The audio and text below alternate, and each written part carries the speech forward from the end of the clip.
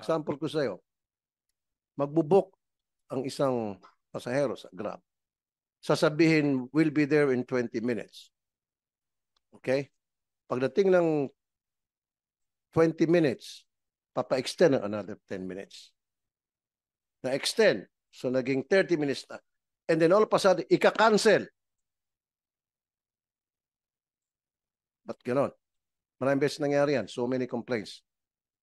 Yun po, no, madalas po nga kasi yung waiting time. Bago yan, I'll cut you off. Yes, sir. And then, kapag ang pasahero nag-cancel, malilintikan. 3 strikes. And then after that, hindi ka pwede mag-book for 1 day. Ba't ganon? So lahat paborable sa Grab at hindi paborable sa mga consumers, sa mga pasahero. Go ahead, sir. Sir, Your Honor, yung issue po nung waiting time, yun nga po, no, hinahanap po talaga natin yung pinakamalapit na vehicle o yung isang driver doon sa destinasyon na kung saan magpapasundo po yung ating commuter. No?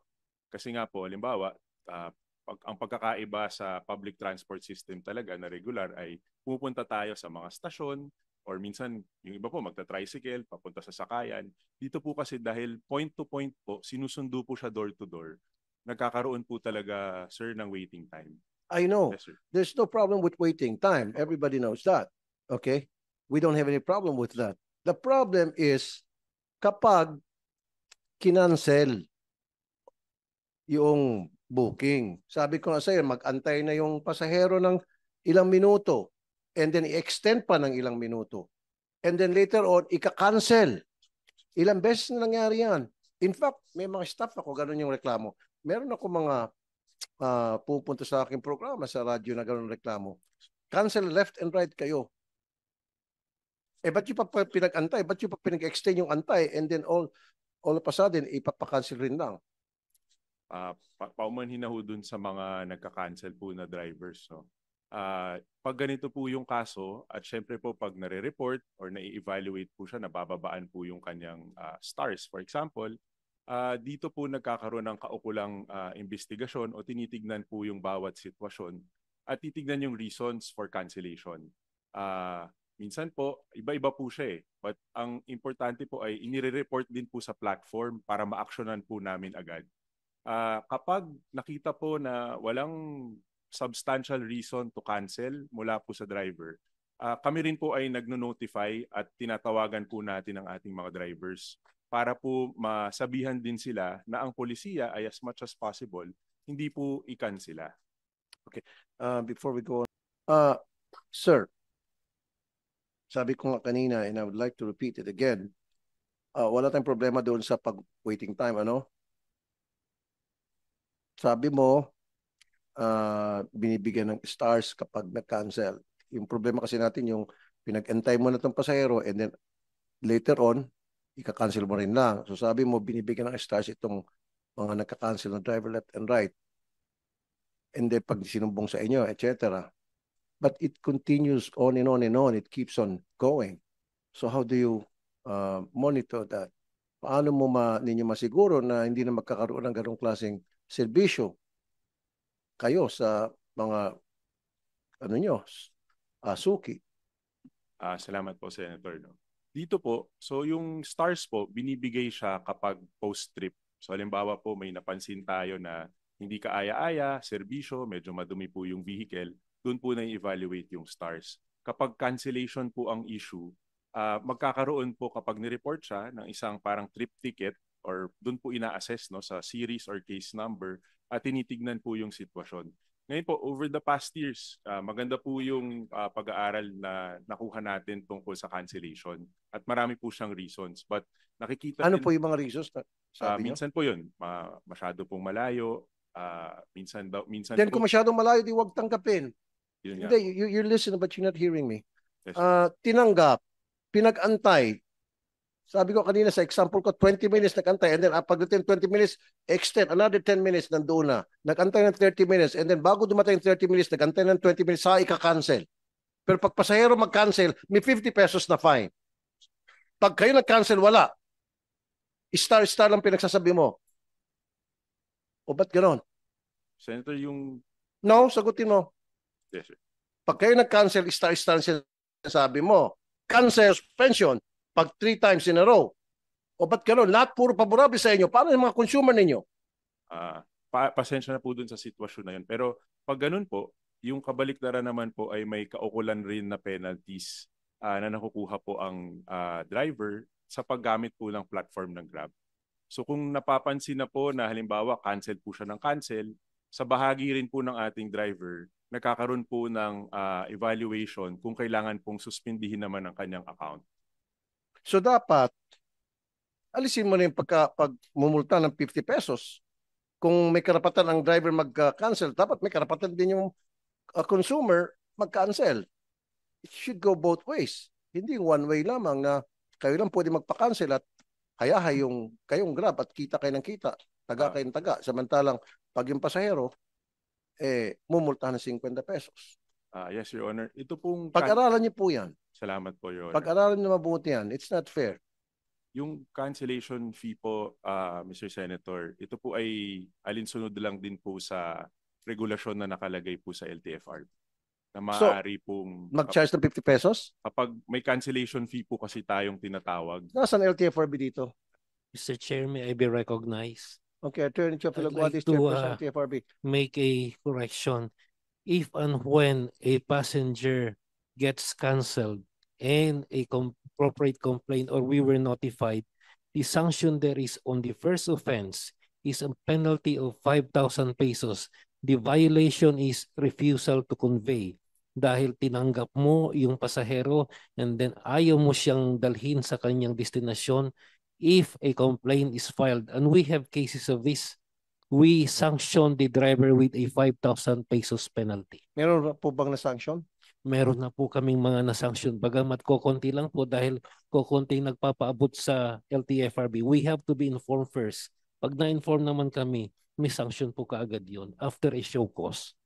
Okay. This is what I want you to do sa Grab. Maglagay kayo dun sa inyong app ng notice na kapag nag-cancel ang driver na meron palang regulation sa LTFRB na sila mamulta ng 5,000 to let the passengers know and then kung ano yung kanilang rights at the same time para mag-ingat din itong mga driver na hindi sila basta-basta pawara-wara, cancel dito, cancel doon.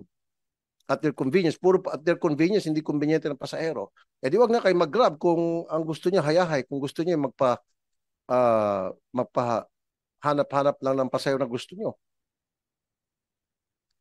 Yes, Mr. Chair, we will emphasize this po in the app. Okay. Pag PWD and student, senior citizen na may discount, napakahirap mag-book. Alam niyo po yan. Kaya ang ginagawa ng ibang tao, dalawang cellphone nila. Kunyari, student. Meron siya sa kaliwang cellphone niya, bubuk siya na student. Sa kabilang cellphone niya, bubuk siya na siya student. More often than not, doon sa hindi student ang tumatanggap. Pag student, palagi decline, no available driver. Pag PWD, no available driver. Ba't pa tayo mayroong batas para magbigyan ng discount na pinairal ng LTFRB kung hindi yung sinusunod o sinasadya nyo hindi sunodin? Salamat po, Mr. Chair. No?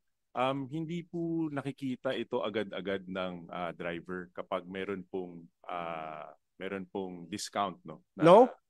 Kasi yung gumagamit ng apps, pag nag-register siya, sasabihin mo doon kung ikaw ay PWD at saka pag nag-accept, di ba? Nakalagay naman doon kung ikaw ay PWD o student ka o senior citizen ka, ano estado mo? Pero then siyempre, pag nakita na PWD to, tinatanggihan. Kaya kadalasan, mga PWD, hindi na nagsasabi na PWD sila kasi pag mag-PWD sila, mamuti ang mata sa kaantay. Kaya sinasabi ko iba, dalawang cellphone ang gamit-gamit para kung sino magtanggap. Pag tinanggap na yung sa PWD na yung nag-book, salamat. Pag hindi, kadalasan doon sa cellphone na hindi siya registered as PWD. Ba't ganun, sir? Salamat po, Mr. Chair. No? Yung pag-register po as PWD student or yung as a senior citizen po, ito po ay para ma-facilitate ng mas mabilis yung pag-apply ng discounts. Kaya nga po kapag na-email po, napakita yung valid ID, automatic na po, hindi na po nila kailangan pindutin pa na ako ay, at sabihin na sila po ay... Pero alam ng driver yun, na yung nagpapabook sa kanila ay PWD. Alam ng driver yun, nagpabook sa kanila ay student. Yun eh, niloloko mo ako eh. Pinaikot-ikot mo pa ako eh. Ngayon, ang tanong ko, sino nag-absorb ng 20% discount? Driver o Grab? Dapat Grab. Mr. Chair, may I be recognized? Yes, sir. Based on the existing policy, it should be the TNC, meaning to say it's Grab or any other existing TNC ang mag-absorb ng 20%. It should never be the driver. Okay, meron ba tayo driver dito ng Grab? Do we have one? Okay, Mr. Mopas, Chairman TNVS with the Philippines. Now, sino nag-absorb ng 20% discount para sa student or sa senior citizen or sa PWD? Kayo, driver, or yung Grab? Thank you, Mr. Chair. For the past how many years po, ang TNC po ang nag-shoulder po ng 20% para sa PWD, sa senior citizen at sa ating pong mga student. Pero in-implement po ito pong taon na to, implement po ito, hindi ko alam po anong buwan po yun. Ang nag-shoulder po ang mga drivers na po ngayon ng Oh, TNVS. kailan na po ito? Sometimes mga almost 6 months na po ata. Ito pong pagpasok ng 2020 Sino po. pong pumirma doon sa memorandum na ang mag-shoulder na Actually po, ay kayo instead sa... pinalabas po ito, sinabi po ito sa aming comms. Sino nagpalabas po? Ang Grab po. Sa Grab po kami, ang unang nag-com po sa amin dahil ang dominant po kasing TNC ngayon is sa Grab. Okay. Pero nung umpisa pa po nito, nung pre-pandemic pa po hanggang pumasok po yung mga ibang TNC natin, ang Grab po ang dominant na Okay. ride-hailing po. Okay, so dati sabi niyo for so many years, how many years na ang nag-shoulder ay yung Grab. Ngayon, TNC. Ngayon, kayo pinag-shoulder na sa kayo mga driver. Doon sa 20% discount para sa PWD, senior citizen students. Tama? Did I hear it right? Yes, Your 6 Honor. months ago lang. Yes, Your Okay. Honor. Grab, anong nangyari, sir? Salamat po, Mr. Chair. No? Mr. Chair, yung polisiya po ng pagbayad po nung itong mga pag-shoulder ng discounts ay ginawa pong polisiya ng Grab dahil po sa pandemya para po makatulong sa mga driver. Pandemya, 6 months ago lang. Opo, kaya nga po, in-extend po natin hanggat kaya. At ngayon po, alinsunod po kasi sa batas, ang tanong po sino nag-shoulder nung fees for the discounts. Alinsunod po sa batas, ang driver po. So kaya po hanggat kinaya po ng kumpanya. Alin sunod sa batas? Anong batas yun? Pakibanggit. Sa PWD law po. Hold on, Mr. Chair. Ano po namin. While he's looking at it, LTFRB, can you... Mr. Chair, may I be recognized? Ayan, We Attorney. have an existing memorandum circular issued by the LTFRB, and it's very explicit on it. Before we award them the franchise, nandun na po yun. The 20% discount shall be shouldered by the TNC regardless of whether it's Grab or any other TNC. Yan po ang batas na pinapatupad namin sa LTFRB. And they are bound by that law because before they are given the franchise, nandyan na yung memorandum circular na yun. So hindi sila sumunod doon sa franchise agreement. I would assume, So sir. anong multas dapat dito? So yan, nakita mo na face to face. Naglabag sila ng franchise agreement nila for the past 6 months. Mr. Chair, may I request then for a statement from the driver, and we will give them a show cause, and if the evidence warrant, we will issue them the appropriate suspension of their franchise. Patay kang bata ka. Tigas ulo nyo eh. Okay, sige. So pag may mga drivers na mag-complain, iimbestigahan nyo at kapag napatunayan na talagang ganun nga ang patakaran, so pwede sila masuspend yung kanilang franchise. Yes, Mr. Chair. In fact, in today's hearing, upon hearing what was stated dito po sa statement nung Ginoo po, if that can be reduced into writing, pwede na ho naming aksyonan kaagad, and we will conduct the hearing by next week. Mr. Mopas, no, ang dami na rin kumandami. Kaya pala tinatanggi-tanggihan na ng mga driver kasi sabi ng mga drivers, kami ang mag-absorb nito. Diba? Samantalang kung ang mag-absorb kay Grab, tatanggapin ng mga driver yan. They'll be more than happy to accept it because they know na kailangan mapagsilbihan yung mga PWD natin, mga senior citizens, mga estudyante lalo na. Pero bawas sa kita ko to. 30% na nga binabawas sa akin, another bawas na naman dahil nagsakay ako ng special passengers with special concerns. So, magtatanggi ka itong mga driver. Although hindi dapat, pero nandun yung magkakaroon sila ng opportunity or idea na magtanggi sila. Kasi nga, in the past 6 months, nag-sway kayo away doon sa sa franchise agreement. O yan, masususpindi kayo ng di oras nito.